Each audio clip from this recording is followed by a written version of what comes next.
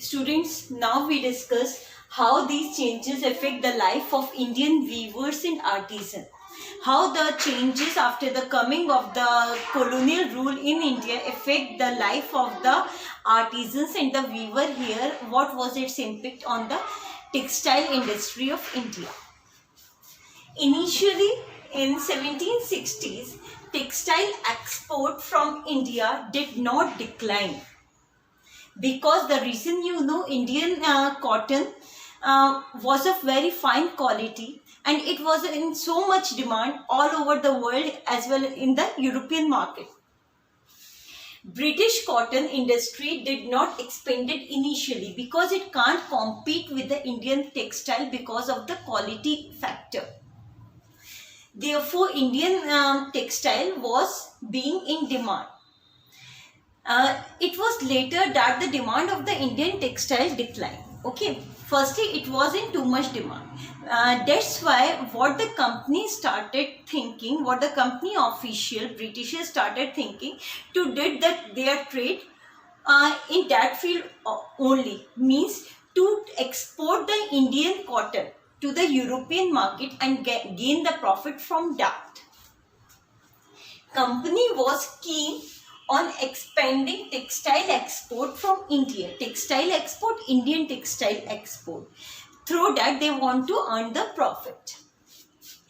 But company found it difficult to ensure the regular supply of the cloth or the textile for themselves. Because there were many other competitors for them also, other Europeans also came to India till the time. So they were facing so much competition with them. But at the time which I am explaining is before the Britishers established their political control in India, that is before the Diwani of Bengal, means Battle of Buxar. They find difficult to have a regular supply of the textile goods to export from India and gain the profit. And the evidence regarding this we got from the letters which they keep on writing to London, to their main company head office. In that they keep on complaining about the lack of the regular supply of the textile as well as the rise of the prices. The price issue, how? Because there was so much competition among the Europeans as well as the Indian merchants also for getting the supply from the local weavers and the artisans. As the result, you all know, when something is so much demand, obviously their price rose. So what happened then? The Indian weavers and artisans were earning a good money in return of their in exchange of their goods, because their goods were in so much demand, all want to buy it. British, that's why there was a high price of those. This was the thing of issue. This was the issue of problem, tension for the Britishers, because when they buy the goods from India at a high price, then obviously they will earn a less profit by exporting it to Europe. So the solution of this problem they got after establishing a political control in India. That is, after getting the Diwani of Bengal, after having their control on the region of Bengal and the Carnatic region. So political control established by the Britishers, and after that they monopolized the right to trade in India and eliminate all their competitors. Now we will discuss how the company control and manage the Indian market. When they got the monopoly, after getting the political control in India, when they monopolized the trade of India, then how they manage the trade. So they manage the trade of India step by step. Firstly, what they did, they appointed an official known as Gumastas. Important question for a 1 mark. Who were Gumastas? So who were Gumastas? They were the company paid servants.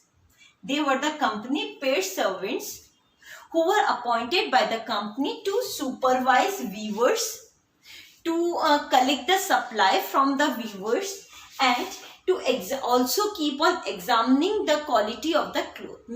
It means that the company appointed a class of officials, Indian people, named them as a Gomastras, and their responsibility was to supervise the Indian market, to give the contract to the weavers, to um, produce the goods, give advances to them and all other things, and then take the supply from them, and to take care of the establishing the monopoly that no other traders buy the things from those weavers, okay, and to supply them to the company port.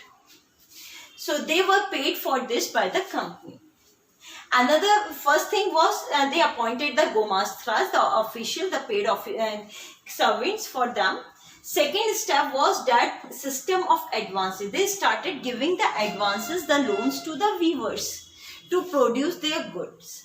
Once the weavers got the loan from the Gomastras, from the company via Gomastras, then they were not allowed to do the work of any other traders. They can't produce the good for any other traders.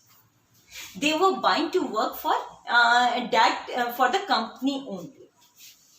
So to prevent weaver, and this was the system of advance was done to prevent weavers from dealing with some other traders. Now, as the result, initially when these weavers and the artisans started getting the loans and the advances money from the company, they became happy. And the small peasants who were having a small plot of land with them, what they started doing, they started to giving their land on lease to someone else to do the cultivation over there, and their whole family got engaged in the work of the production and this weaving work, so that they can complete the contract soon and they again get the fresh loan, and soon weaving will. So this system was established. But what happened? Soon weaving villages reported clash between the weavers and the Gomastras. Now what happened, as the time passes, the clashes started between the weavers, Indian weavers, and the Gomastras. Gomastras means company servant. Why this started to be happening? Because beta, as you know earlier, this thing, the thing of the giving the loan and the advances to the weavers was done by the merchants and the bankers, and they were the local people. They know the villagers, the weavers, the artisans. They know their problems, grievances, all the things. That's why there was a kind of a understanding between them. But these company paid servants, that are the Gomastras, they were alien to the village. They live in the city, they don't know the villagers, they just give the money to them as an advance in a form of a loan. And when the term completed, then they came in the village with their sepoys in a very arrogant manner to collect the supply of the good. And if the weaver, because of any of the reason, can't be able to complete the contract, or some other problem was there, then they started beating and means treating them very harshly.